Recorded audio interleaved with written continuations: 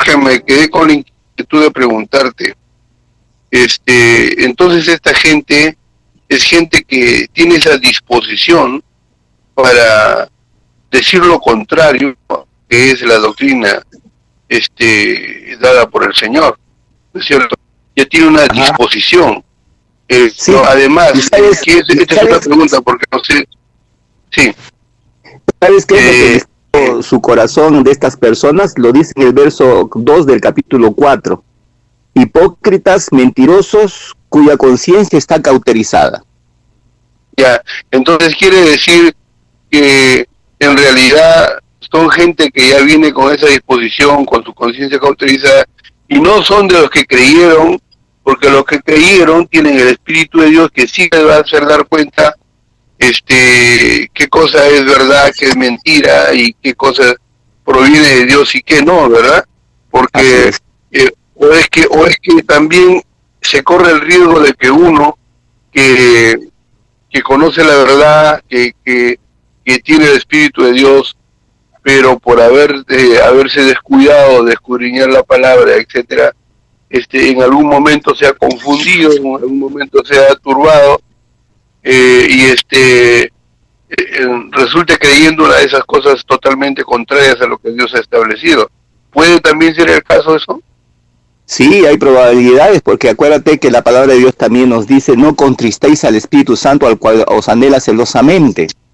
Y cuando uno peca deliberadamente y sigue pecando deliberadamente, está contristando al Espíritu Santo. No es que no tiene el Espíritu Santo, le está hablando el Espíritu Santo, pero lo está contristando continuamente con la continuidad del pecado. Y eso significa que poco a poco, a la medida de que sigue en ese comportamiento el creyente, lo que va a suceder es que está cauterizando su conciencia y está siendo un hipócrita, porque el Espíritu Santo le está hablando, pero no quiere escucharle. O sea que, Jorge, un creyente, por caer en lo que tú estabas hablando antes, ya entra en un estado de hipocresía, que sería una puerta abierta para que ya crea la doctrina de demonios. Correcto, porque la Biblia dice: no deis lugar al diablo. ¿Y en qué se refiere a dar lugar al diablo? Al pecado de la carne, ¿no? Porque ¿cuáles son los pecados de la carne? ¿Y cuáles son los frutos del Espíritu, no? La Biblia dice que los frutos del Espíritu es el amor, el gozo, la paz, la paciencia, la benignidad, la fe, la mansedumbre y la templanza, y que es el resultado de convivir con el Espíritu Santo. Pero cuando empieza a hablar de los frutos de la carne, wow, tenemos como 30, 40 tipos de formas de pecar, o de cómo funciona la carne. Una de ellas aquí nos habla, ¿no? La hipocresía, la mentira y la conciencia cauterizada, que es el resultado de las dos anteriores. Pero como tú mismo dijiste en un momento, ¿no? Cuando uno está condicionado, o sea, uno se acondicionó por el pecado. Y cuando se ha acondicionado por el pecado, lo que está sucediendo es que el diablo viene como león rugiente y le mete pues situaciones espirituales, y ahí vienen los espíritus engañadores, ¿no? Y esos espíritus engañadores van a dejar cosas muy, muy bravas, y hay que orar mucho por esa clase de creyentes que están jugando con el pecado. Wow. Y eso quiere decir que la necesidad que tenemos de poder primero tener el Espíritu Santo, después darle lugar al Espíritu Santo y ejercitar nuestros sentidos a escucharlo y a obedecer, porque entristecer al Espíritu Santo significa quedarnos a la deriva, porque ya no tenemos ese absoluto que nos está revelando y guiando a toda verdad, ¿no? Por ahí va. Así es. Es el problema de que a veces nosotros hemos escuchado teorías bíblicas, pero no siendo inspiradas por el Espíritu Santo.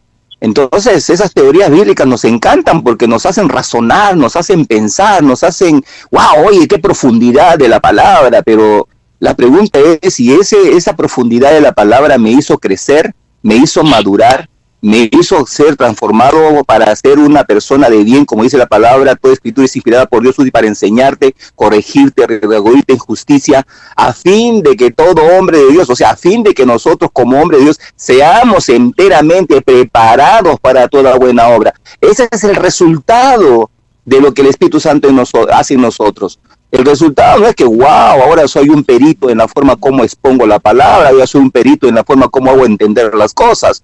Eso no ayuda a crecer a las personas, eso más bien nos da un ego a nosotros o a la persona que le dicen, wow, tu palabra es profunda, no hay que darle que tienes mucho conocimiento.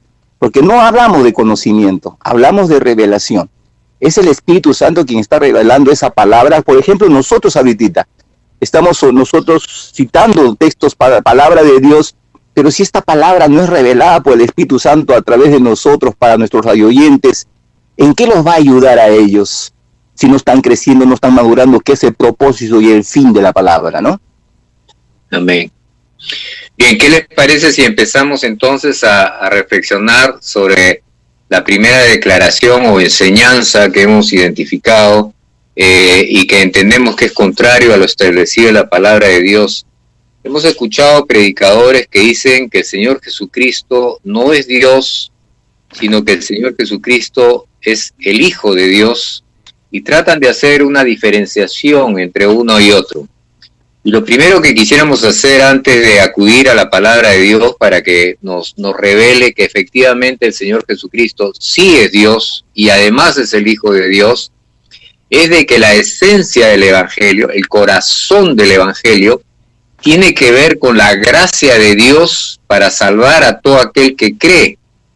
Y esto tiene que ver, esto es importante porque ningún hombre ha podido cumplir toda la ley de Dios para salvación. Conocemos del antiguo pacto que era necesario cumplir con toda la ley. Sin embargo, ningún hombre ha podido cumplir con la ley, por lo cuanto todos han muerto porque todos han pecado. Entonces, en esa línea era necesario que hubiera un hombre que sí cumpliera con la ley para poder liberarnos de la condenación y de la muerte. Pero como ningún hombre pudo realizar este cumplimiento, Dios en persona, Dios mismo, vino a esta tierra, se hizo hombre y cumplió con toda la ley para que justamente todos los hombres que crean y lo reciban puedan recibir la salvación y la redención. Pero si uno no cree que Jesucristo es Dios y cree que solamente es un hombre, estaría prácticamente yendo en contra del corazón y de la esencia del Evangelio, ya que la única forma en que la vida que Dios dio en el principio en Adán, la cual fue entregada al enemigo por el mismo Adán, la única forma de recuperar eso legalmente era a través de otro hombre, porque fue un hombre el que le entregó toda la herencia y todo lo que Dios le dio a Adán, fue un hombre el que se lo entregó al enemigo, y tenía que ser un hombre el que lo recupere. Pero nuevamente, como no hay ningún hombre que pueda cumplir con la palabra de Dios, Dios se hizo hombre en Jesucristo. Y negar eso es negar prácticamente todo el Evangelio. Sí, pues. Ahora, ¿qué nos dice la Escritura? Y vamos a ir al primer verso que nos va a hablar de que efectivamente Jesucristo es Dios.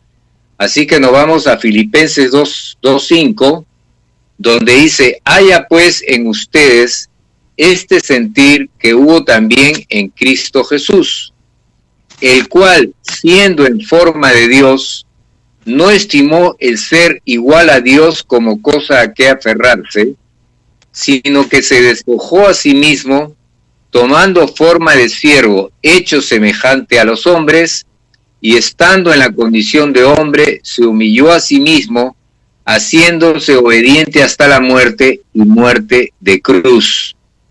El verso 6 dice que él era, dice acá en la traducción en Reina Valera, en forma de Dios, pero si vamos al original, aquí dice que él era Dios, y dice que él no se aferró a permanecer siendo Dios, sino que se despojó de su divinidad en ese momento y se hizo semejante a uno de nosotros, a un hombre, justamente para poder cumplir con la parte legal que Dios ha establecido, que si un hombre perdió la herencia, era otro hombre el que tenía que recuperar. y el único hombre que podía hacer eso es Jesús el Cristo, el Hijo de Dios, Dios mismo encarnado. Amén. Sí, tengo otra escritura también aquí que habla de la palabra esta tarde. Dice: lo que era desde el principio, lo que hemos oído, lo que hemos visto con nuestros ojos, lo que hemos contemplado y palpado en nuestras manos tocante al verbo de la vida. Estoy leyendo Primera de Juan capítulo 1. Porque la vida, vamos al versículo 2, porque la vida fue manifestada y la hemos visto y testificamos, Dios anunciamos la vida eterna, la cual estaba con el Padre y se nos manifestó. Lo que hemos visto y oído, esto os anunciamos para que también vosotros tengáis comunión con nosotros, y nuestra comunión verdaderamente es con el Padre y con su Hijo Jesucristo. Estas cosas os escribimos para que vuestro gozo sea cumplido. Y los argumentos de aquellos que dicen que Jesucristo no es Dios, por ejemplo, radica en que si Jesucristo era Dios, pues no debía haber muerto, ¿no? Y como no era Dios, por eso muere. Como no era Dios, también por eso tenía hambre, o por eso, como no era Dios, por eso lloraba. Como no era Dios, por eso se dejó vejar, humillar al extremo, como él dice la lectura que tú acabas de leer también en Filipenses. ¿Por qué? Porque no era Dios, porque si era Dios, pues los hubiera deshecho en un ratito, ¿no? Entonces, fíjense los argumentos tan descabellados que los que sostienen que Jesucristo no es Dios argumentan estas cosas que nosotros, los que conocemos la Escritura y tenemos el Espíritu Santo, sabemos, como dijo César, que para que se cumpla la salvación de la humanidad, tenía que ser una persona sin pecado. Y nosotros sabemos que cualquier persona que nace en este mundo ya viene contaminado, ya, porque los primeros padres pecaron, todos hemos pecado y todos estamos destituidos de la gloria de Dios, dice la palabra, dice la Biblia. De manera que se necesitaba alguien que no hubiera cometido pecado. Por eso es que Dios mismo se toma la naturaleza humana. No es que Él es hijo de otro varón, de un hombre como nosotros, sino que se le llama hijo de Dios porque Dios mismo toma la naturaleza humana, que es como nosotros, y transcurre su tiempo de vida, 33 años aquí en esta tierra, sin pecado. Dice que fue tentado en todo. Y el argumento también de estas personas que dicen que Jesucristo no es Dios es porque dice, ¿cómo? Si hubiera sido Dios no hubiera sido tentado. Entonces, pero como fue hijo de Dios, ahí sí, pues, se entiende que puede ser tentado. Ahora, otra de las cosas que ellos dicen es que si colocan a Dios solamente como hijo de Dios, pues lo están poniendo en un plano casi como nosotros, ¿no? Como de cualquier mortal, porque nosotros, por ejemplo, somos hijos de Dios, ¿no? Porque hemos creído en Jesucristo. Pero de esa manera que somos nosotros no es la manera que es llamado el Hijo de Dios. El Hijo de Dios es llamado porque es el mismo Dios, es diferente a nosotros. El término de Hijo de Dios que tenemos nosotros al término bíblico que habla el Hijo de Dios es diferente, totalmente diferente, porque es el mismo Dios hecho hombre. Eso es lo que quiere decir el Hijo de Dios en cuanto se habla de Jesucristo. En San Juan capítulo 14, en el Evangelio según San Juan capítulo 14, el verso 4 y siguiente nos dice lo siguiente: y sabéis a dónde voy y sabéis el camino. Y el verso 5 dice, le dijo Tomás, Señor, no sabemos a dónde vas, ¿cómo pues podemos saber el camino? Jesús le dijo, yo soy el camino, la verdad y la vida, nadie viene al Padre sino por mí. Si me conocierais, también a mi Padre conoceríais, y desde ahora lo conocéis y lo habéis visto. Felipe le dijo, Señor, muéstranos al Padre y nos basta. Jesús le dijo, ¿tanto tiempo hace que estoy con vosotros y no me has conocido, Felipe? El que me ha visto a mí, ha visto al Padre. ¿Cómo pues dices tú, muéstranos al Padre? ¿No crees que yo soy en el Padre y el Padre en mí? Las palabras que yo hablo no las hablo por mi propia cuenta, sino que el Padre que vive en mí, Él hace las obras. Creedme que yo soy en el Padre y el Padre en mí. De otra manera, creedme por las mismas obras. Y es tremendo cómo es que las personas cuando quieren dividir cosas que esos que no entienden, pues ahí es donde empiezan a tener ciertos entendimientos contrarios a la integridad de la palabra. Y yo pienso de que el Espíritu Santo les debe de redarguir para que los ponga nuevamente en el orden bíblico, porque cuando yo era todavía un niño espiritual, mi trascendencia pues ha sido comunista, ¿no? Entonces yo tenía muchos pensamientos muy materialistas, muy enfocados a la materia, muy enfocados a la liberación de la sociedad, digamos, contra la esclavitud, contra la opresión. Y cuando empecé a leer la palabra de Dios, pues para mí había ciertas, digamos, problemas para poder entenderla, especialmente cuando tenía que ver con el amor, ¿no? Porque, carajo, si tú me haces algo, pues yo tengo que darte el ojo por ojo y diente por diente, que esa era la ley de Talión, ¿no? Pero el Señor Jesús me decía que tenía que amar a mi enemigo y todas esas cosas, y como que en ese momento que todavía era niño espiritual, pero yo era un joven de 19 años, era pues un poco difícil. ¿Y cómo poder perdonar a alguien que me ha lastimado, que me ha herido? Por lo contrario, más bien tendría que estar resentido y amargado contra esa persona. Pero el Señor me decía que yo tenía que amarlo. Y yo decía, pero Señor, ¿cómo lo amo? Porque yo no tengo ese deseo de amarlo, yo quiero más bien lincharlo. Y en ese caminar, conversando con el Señor en uno mismo, porque cuando uno es creyente, pues le hace preguntas al Señor así, y ahí venía la palabra de Dios por medio del Espíritu Santo, que todavía no lo conocía muy bien en ese tiempo, porque todavía era un niño espiritual.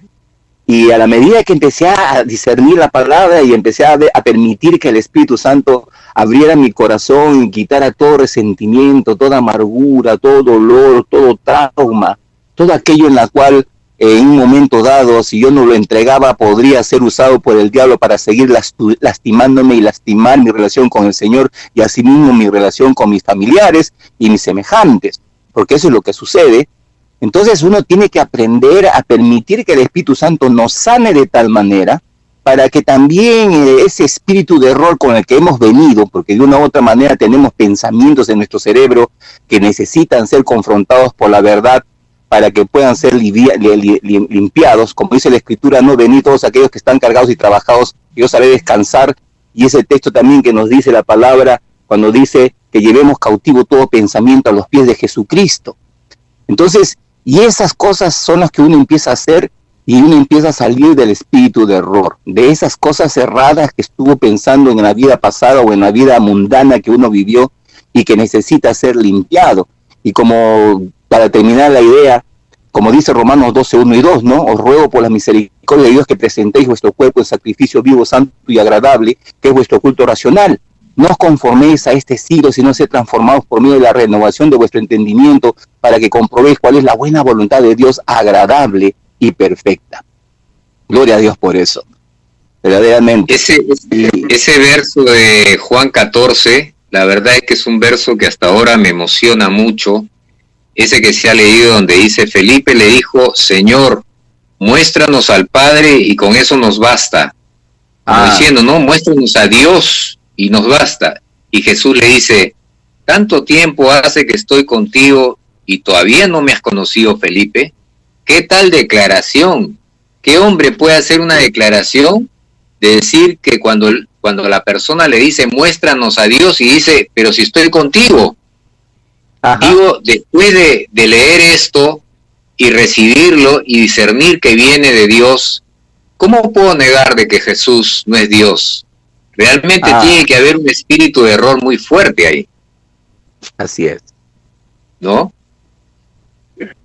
Sí, que puede ser porque se abrieron puertas o poco a poco fue deslizándose y cayó en estas doctrinas de error.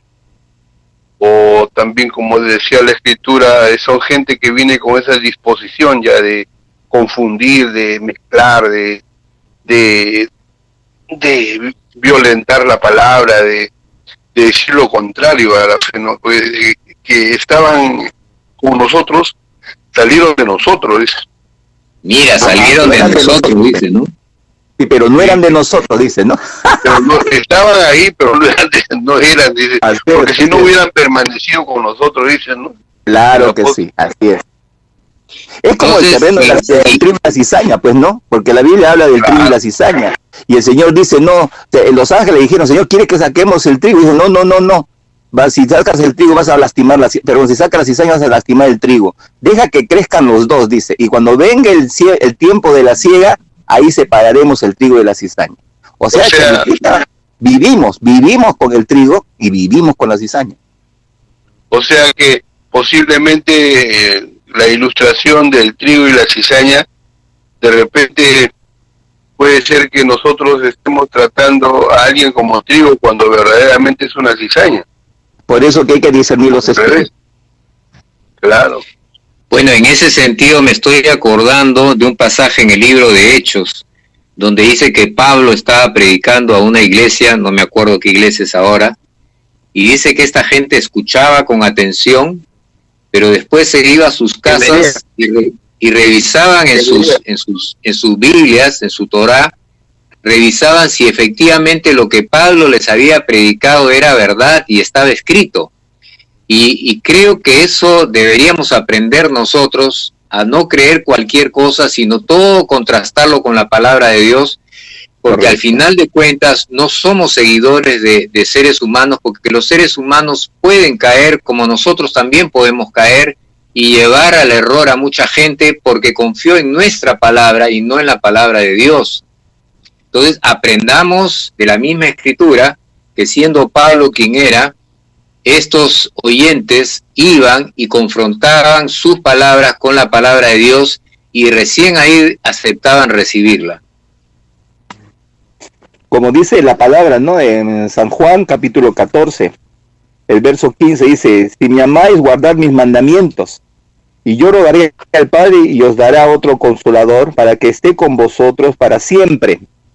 Y el verso 17 dice, el Espíritu de verdad, al cual el mundo no puede recibir porque no lo ve ni lo conoce, pero vosotros lo conocéis porque vive con vosotros y estará en vosotros. Qué tremendo. Y ahí está diciendo el Señor Jesús que Él también era uno con el Espíritu Santo, porque decía, Él mora con ustedes, era Él, y después estará en ustedes, estará el mismo Señor y el Espíritu Santo en los creyentes. Estamos a un minuto de terminar. ¿Qué les parece si le da los teléfonos y el canal que tenemos, George, antes de cerrar esta media hora? Claro, por supuesto. Amigos, no se olvide que ya estamos en YouTube, tenemos un canal, se llama Trazando la Plomada. Ahí usted encontrará todas las grabaciones que estamos haciendo los días sábados, posiblemente el día domingo o lunes o martes ya está en YouTube colgado.